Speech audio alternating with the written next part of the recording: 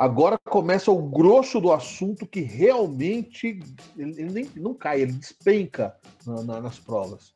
Ah, mas por que você começou um pouquinho antes? Primeiro que para a gente poder entender a arte moderna, sem a gente entender a arte acadêmica, é impossível. Então você tem que apresentar todas as bases da arte acadêmica para poder mostrar no que a vanguarda foi vanguardista. Essa é a ideia, esse é o sentido. Né? Então não tem como você falar de arte moderna sem começar, mesmo porque a gente começa a perceber que do neoclassicismo para frente são pequenas pílulas de modernismo que são jogadas, né? É o primeiro momento onde começam a ter movimentos artísticos simultâneos, né? Dali a pouco os artistas começam a se reunir em grupos porque os salões oficiais não dão espaço para suas artes, né? Enfim, muda-se o estilo de pincelada, muda-se a temática, a gente começa a ver escolas com ideias diferentes convivendo numa mesma época, no mesmo espaço. Então são momentos de modernidade, são pílulas de modernidade que vão sendo produzidas aos pouquinhos, né? Dentro enfim, nessa passagem do final do século XIX para o início do século XX. Então eu estava falando dessa coisa de a gente perceber na virada do século XIX para o século XX essas características modernas surgindo aos poucos. Então não dá para a gente entrar direto na arte moderna sem mostrar o caminho que foi até chegar na modernidade. Né? Aí fica difícil a gente trabalhar isso aí. Né? Então não daria para entrar direto na modernidade. Mas é o assunto que mais cai agora nos vestibulares. Claro que tem alguns autores antigos que são assim queridinhos de se cair em vestibular, né? Impressionismo de vez em quando cai alguma coisa, né? Van Gogh sempre é citado aqui ou ali, ou como referência numa questão de linguagens, enfim, né? Então, sem a gente ter esse conhecimento prévio de alguns desses nomes também pré-modernistas, também fica perigoso, né? Valeu a pena a gente fazer essa caminhada para poder entender o que vem aqui pela frente. Beleza? Precisamos entender o momento. Então a gente ainda não passou pelas duas grandes guerras. Claro que as tensões que vão desembocar na Primeira Guerra Mundial, por exemplo, já estão acontecendo aí pela Europa, nos bastidores do poder e etc. Né? Você que já estuda isso em história, já começa a perceber essa movimentação toda aí, né? Mas a gente, assim, de uma forma geral, tá vendo a Europa passar por um período de industrialização muito forte, né? E esse período de industrialização muito forte, ele começa a enriquecer ainda mais esses países, né? Mas, ao mesmo tempo, dentro da estrutura do país, começam a haver os conflitos sociais, né? Que a gente vê, então, uma parcela da sociedade abandonando o campo, indo para a cidade para trabalhar nas fábricas. E, de uma certa forma, tem essa mudança e essa pequena ascensão social, né? Mas, ao mesmo tempo, é um período onde todo esse processo de industrialização está no começo, né? A questão das leis trabalhistas praticamente inexistente, existindo ainda muito abuso, então começa a haver conflitos entre o capital e o trabalho, né? O industrial e o trabalhador, né? Começam a haver esses grandes conflitos aí também, de uma certa forma. Mas, assim, de uma forma geral, é um período de prosperidade, né? Tanto quem estava no campo e veio para a cidade, começou a trabalhar e ganhar um pouquinho mais, né? Enfim, a gente vê, de uma certa forma, entre aspas, uma ascensão social, um crescimento econômico e como consequência disso, o Estado arrecadando mais dinheiro e etc., melhorias na vida das pessoas, né? Então é um período de prosperidade que passa a ser conhecido como Belle Époque. Belle Époque, né? Ou algo traduzido do francês para o português, algo como bons tempos. Ah, meus bons tempos, né? Belle Époque. A gente vê esse fenômeno associado à ascensão da industrialização na Europa, final do século XIX e começo do século XX, e no Brasil, por exemplo, início do século, um pouco mais tardio, né? Início do século XX, por volta dos anos 20, dos anos 30. Né? Então a nossa Belle Époque é um pouco mais tardia, mas a gente também teve o nosso auge, o nosso período industrial aí, né? Que é conhecido então como Belle Époque. E existem algumas coisas que mudam, né? Como eu estava explicando agora, já logo de cara, socialmente falando e etc., que acabam, claro, tendo influência em toda a produção cultural humana, inclusive nas artes. Né? Então a gente vê mudanças começando a ocorrer de uma forma mais acelerada graças a esse período, primeiro da Belle Époque, depois a gente vem no período das guerras, e aí o ser humano que estava feliz, contente, o ser humano que estava assim, nossa, como eu sou poderoso, como eu estou conseguindo construir a minha nação com as minhas próprias mãos, né? Como eu estou conseguindo adquirir novos conhecimentos e recontando a minha história de uma forma totalmente diferente, totalmente nova. Como eu me sinto poderoso, né? E aí no passo seguinte chega a guerra, derruba todo mundo, né? Aquele prelúdio que eu falei na aula anterior. Quanto maior a altura, maior a queda, né? Então a gente estava se sentindo a última bolachinha do pacote e tomamos uma rasteira da gente mesmo. A própria humanidade provou para si mesmo que não presta, né? E para alguns países, esse período da guerra é a diferença entre um auge de riqueza e uma pobreza extrema depois, né? Não fosse um esforço conjunto da própria Europa, mas com bastante ajuda, por exemplo, dos Estados Unidos, para se reerguer essa Europa, e não sem interesse, não sem influência cultural, né? É aí que a gente começa a ver o American Way of Life invadir o mundo, né?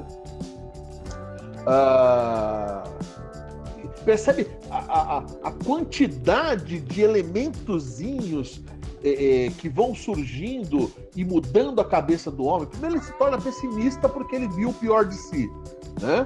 Ele se torna consumista com a história do American Way of Life, né? Por outro lado, a gente tem no leste europeu ocorrendo aí os movimentos sociais e o auge com a Revolução Bolchevique, que dá origem a um Estado socialista, né? A implantação do comunismo, né? E aí a gente o mundo passa a ser guiado por dois grandes blocos ideológicos totalmente diferentes, né?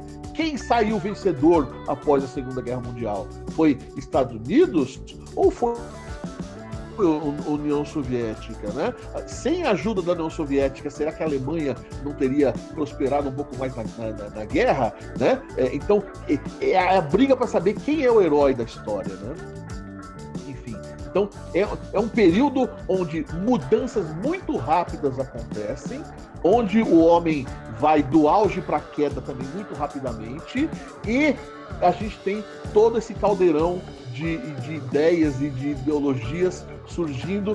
Claro, é óbvio que vai mudar a cara da arte, né? E a arte que já estava querendo se livrar das amarras daquela arte antiga, daquela arte acadêmica, daquele negócio que estava estagnado,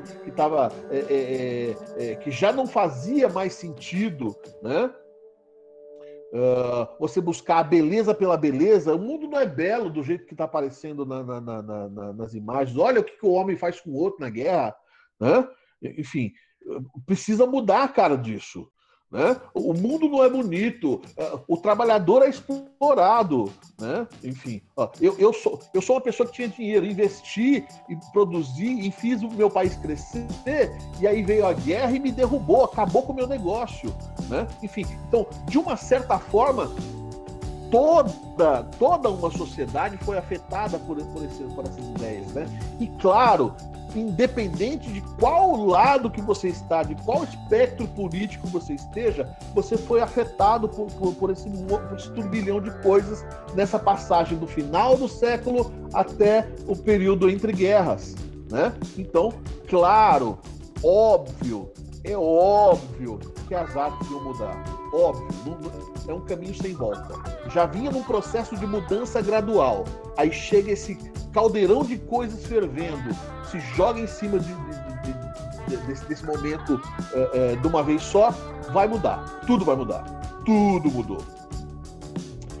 Feita essa introdução, vamos entrar então aqui na nossa apresentaçãozinha. E hoje eu quero falar de... A gente falou muito de pintura, né? A gente falou muito de pintura e não falou nada de escultura. Primeiro, Rodin. Aí você vai me perguntar, Fábio, Rodin é impressionista? Sim e não. Fábio, Rodin então é pós-impressionista? Sim e não. Fábio, então Rodin ele é realista? Sim e não. Fica difícil da gente classificar, né? Porque a gente vê os movimentos de pintura com caminhos um pouco mais claros do que a escultura. A escultura ela não segue um caminho assim muito claro, né? Se você olhar, por exemplo, aí o Beijo, que é uma das esculturas mais famosas do Rodin, para quem não manja muito de escultura, anatomia, etc., vai olhar, é um homem beijando uma mulher. O homem parece homem, a mulher parece mulher. E digo mais, é um homem musculoso. Olha que bração, né? O cara puxa ferro e toma whey proteína, né? Olha ali a menina, né? A menina toda curvilínea, ela também faz academia. Os dois se conheceram na Smart Fit, se apaixonaram e estão se beijando. Né? Então, de uma certa forma, se a gente olhar a estrutura corpórea aí, ela ainda lembra a estrutura corpórea dos neoclássicos, por exemplo, né? Aliás, não só dos neoclássicos, de toda a produção acadêmica, né? Mas, enfim, Rodin era profundo admirador de Michelangelo. Não tem como, né? Um cara sendo escultor não se inspirar em Michelangelo, por exemplo, né? Mas teve outros grandes nomes aí no passado. Teve Canova, por exemplo, no neoclassicismo, né? A gente teve, por exemplo, Bernini no Barroco, mas Rodin era muito mais famoso da arte clássica mesmo, lá do passado, mas principalmente profundo admirador do trabalho do Michelangelo. Michelangelo, ele deixou, além das lindíssimas obras que ele fez, muitos trabalhos inacabados, né, estudos e tal. E se você der uma olhada nessa escultura, o Beijo do Rodin, ela tem uma aparência de algo inacabado, né? Parece que não está terminado, né? A estátua não é lisinha totalmente, você vê ainda muito elemento de pedra. Professor, mas isso aí escuro desse jeito é pedra? Não, isso é bronze. Mas como é que se esculpe em bronze? Você não esculpe em bronze. Você esculpe ou em argila ou em... como é que chama? Ou em gesso, ou em argila, ou em gesso, ou em alguma pedra que te permita trabalhar de uma maneira mais tranquila, tipo uma pedra-sabão, né? Ou até em um material mais nobre, tipo mármore, etc., que pode parecer ser um material duro, mas ele é facilmente moldável, se arrancando pedaços com cuidado na base das pequenas marteladas, né? E esses materiais, muitos deles permitem um acabamento onde você pode alisar as formas e deixá-las o mais perfeitas possível, né? Mas muitos escultores faziam estudos e às vezes não terminavam. Ele esculpia um pedaço de pedra só para treinar a posição de um braço, para treinar como se faz um torso, como se faz uma perna, né? Ele estava fazendo um estudo que ele ia aplicar depois no estátua mesmo, né? Muitos desses escultores desenhavam, né? Então ele fazia o desenho e a partir do desenho ia para a escultura, para um projeto de escultura num formato menor, depois ia para um material maior, etc. Então todo escultor tem uma produção que ainda não é uma produção final. O que a gente vê de curioso no Rodin, eu dei essa volta toda para chegar até aqui, o que a gente vê de curioso no Rodin é que o trabalho acabado, o trabalho terminado dele tem essa aparência inacabada. Curioso, né? Dá a impressão de que ainda falta alguma coisa, né? Então ele gostava de deixar o seu trabalho no meio do processo, que é para mostrar que eu não quero fazer figuras humanas. Eu quero mostrar que a minha arte foi feita por mim. Eu quero que as pessoas percebam o meu entalhe. Eu quero que as pessoas percebam onde eu coloquei a minha mão, onde eu apliquei a minha força. Você, num trabalho que não esteja terminado, acabado e perfeito, né? A mão aparecendo as veias por baixo, né? O músculo na sua forma perfeita. Um trabalho assim inacabado, ele mostra muito da característica do estilo do trabalho do artista, né? Então, nesse sentido, o Rodin, ele está abandonando a exatidão da forma que a gente veria numa escultura mais acadêmica e está privilegiando a mão do artista, o trabalho do artista, né? Então, para fazer essa transição da perfeição e mudar o foco para o artista, você tem que mexer onde? Você tem que mexer na técnica. E mudar a técnica, mudar a forma de apresentar, é uma forma de você fazer arte moderna dentro de uma técnica tradicional das belas artes, que é a escultura. Bacana o trabalho do Rodin, né? Então, ó, vamos ver trabalhos do Rodin ali, ó. Ele com essa cara de Papai Noel, com esse barbão aí de lenhador, enfim, estaria super na moda hoje em dia, né? Com essa boininha aí, hipster, enfim, olha lá. Mas peraí, Fábio, o beijo em bronze, e aqui não tá em bronze. Pois é, né? Porque de uma mesma estátua, ele faz várias versões. E eu ia explicar como é que se faz a estátua em bronze, né? Eu parei a explicação no meio. Então você, às vezes, esculpe em pedra, ou em barro, ou em gesso, né? Aí você faz um molde negativo dessa escultura, coloca a escultura dentro de um material maleável que consiga pegar essas formas, né?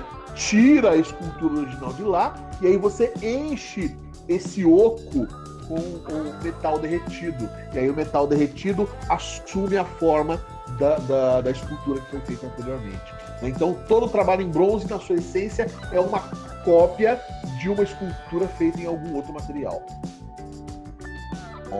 Que o Fábio também é cultura. Por exemplo, ele pode ter feito isso em pedra, aí fez um molde em cima da pedra para poder fazer a sua escultura definitiva em bronze. Foi ele que inventou essa técnica? Não. A estatuária em bronze é uma técnica que remonta à Grécia Antiga, né?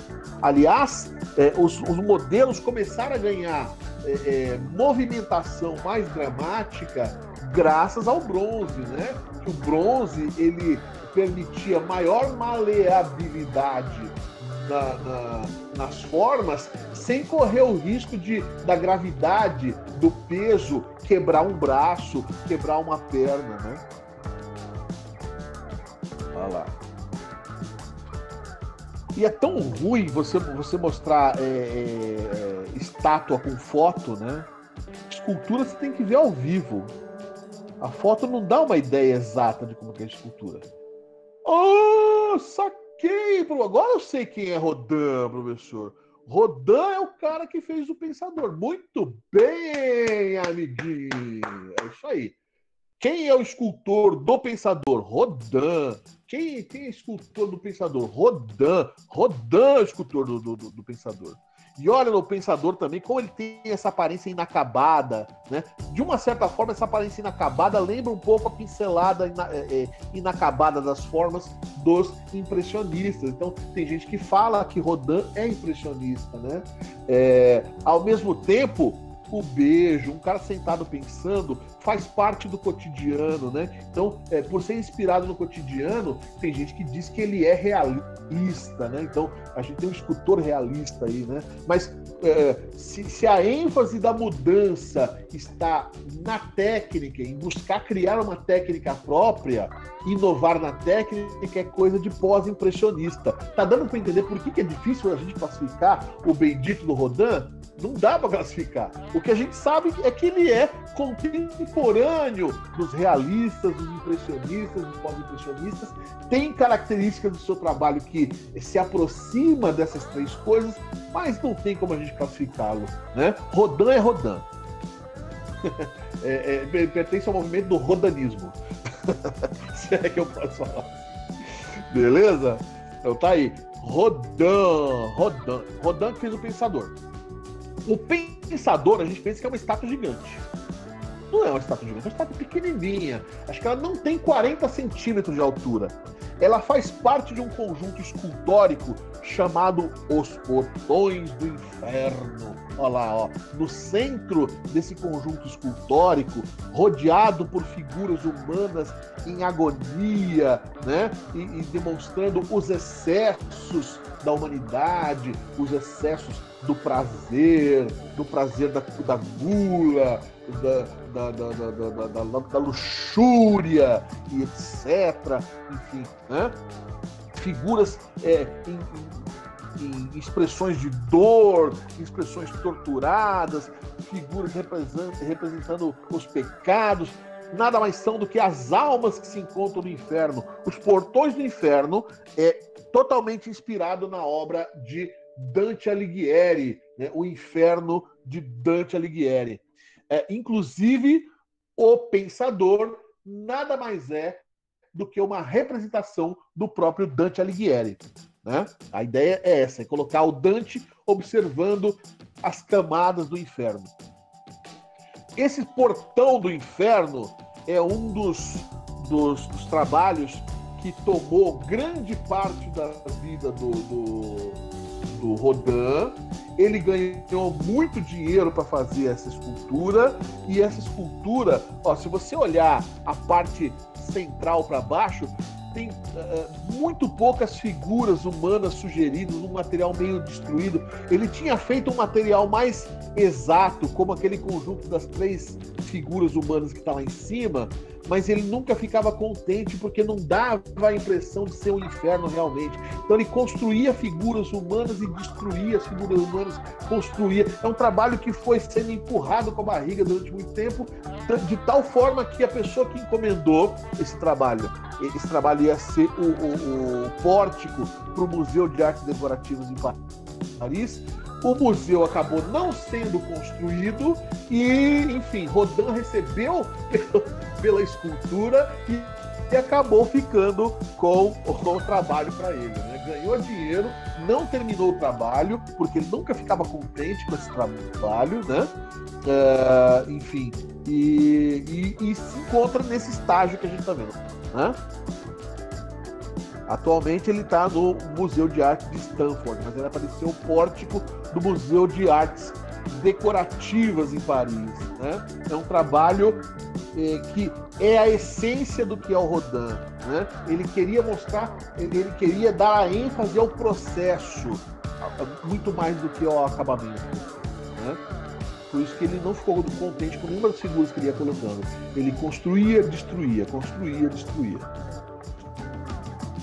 Certo? Olha lá. Percebe que as figuras todas têm essa cara inacabada, né? Bom, uma das suas obras mais famosas é o monumento aos burgueses de Calais. Aliás, Paris tem várias esculturas de Rodin espalhadas em pontos da cidade, porque Rodin tinha trânsito fácil entre as autoridades, se tornou um escultor muito famoso. No começo ele foi bastante criticado. As pessoas olhavam esse trabalho inacabado e achavam que ele não estava esculpindo, achavam que ele estava moldando o corpo em gesso em cima das pessoas, e aí fazendo molde em cobre a partir de um molde em gesso, e que ele era uma farsa como escultor, né? Porque ele gostava de fazer, ao contrário de muitos outros escultores, ele gostava de fazer as suas esculturas em tamanho natural, pessoa com tamanho de pessoa mesmo. Não é como, por exemplo, o Davi do Michelangelo, que é uma estátua que tem 5 metros de altura, praticamente um avatar, né? Não é. O Rodin preferia fazer as suas figuras humanas em proporções mais reais, né? Com exceção, por exemplo, do pórtico ali do inferno, que precisava ter figuras pequenas, mas normalmente ele trabalhava as figuras em tamanho real. Então havia uma desconfiança de que ele era uma fraude no começo. Mas depois ele passou a ter seu trabalho mais conhecido, documentado em filmagem. A gente vê o cinema começando a surgir nessa época, então muita coisa passou a ser filmada e ser exibida, né? Enfim, ele, por ter conhecimento, por ter proximidade com algumas autoridades, começou a receber encomendas, e o seu trabalho foi ganhando corpo e fama, e a gente vê aí esse conjunto escultórico junto a outros conjuntos escultóricos espalhados por toda a França, né? Então aí o monumento aos burgueses de Calais, por exemplo, né? Aqui é o verdadeiro, aqui é um estudo, né? Percebe que não é exatamente o mesmo, né? É bem parecido, né? Mas tem as suas diferenças.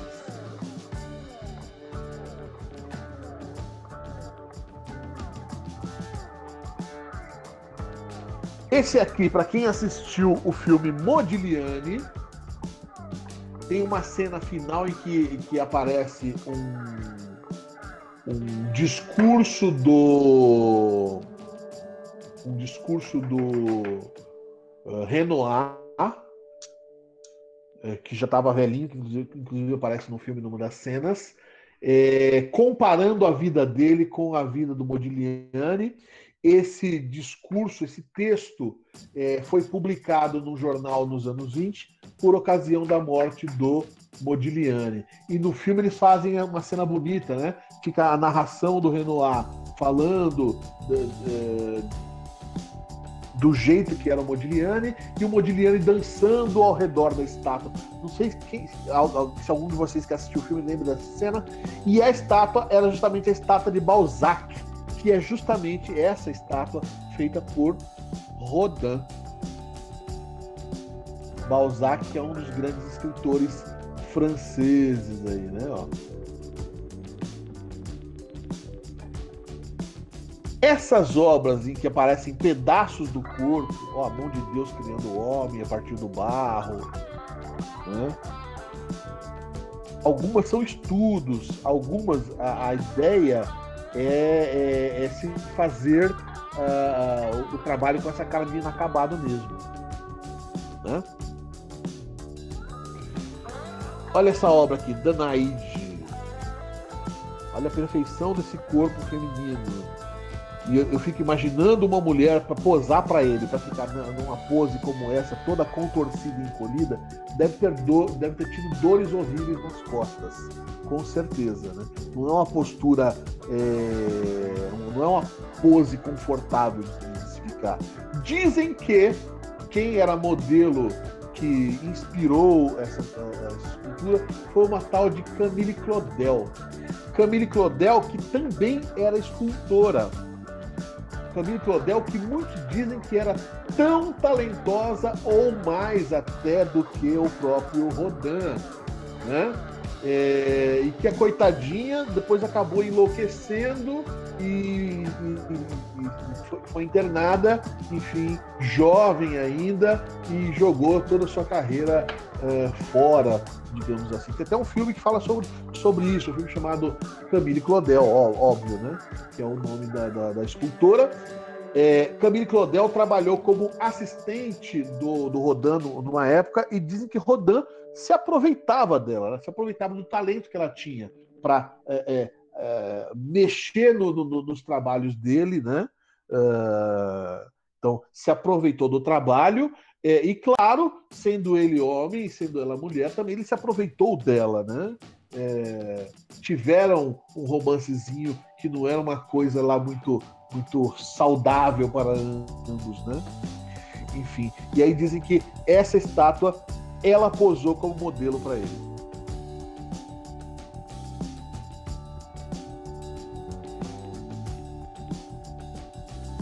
Vamos terminar só Rodin para acabar a aula de hoje? Então, ó, muitos dos trabalhos do Rodin têm um quê de erotismo e de sensualidade, mesmo quando o tema envolve algo sagrado como a mão de Deus ali, né?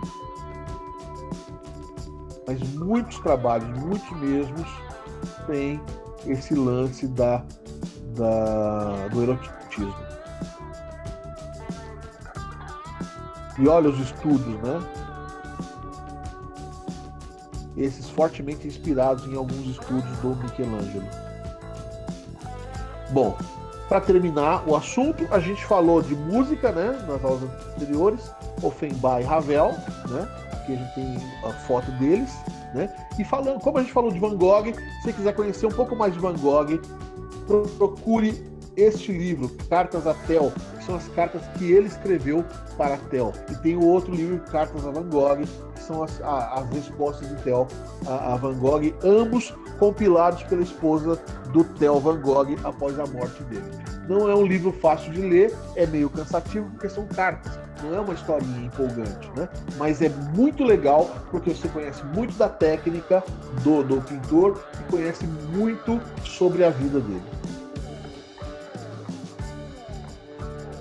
Beleza, amiguinho? Por hoje ficamos aqui. Próxima aula a gente faz essa dobra para o século XX e começa a introduzir movimentos modernos. De boa, amiguinho. Chega por hoje. Falei demais. Grande beijo para vocês. Até semana que vem.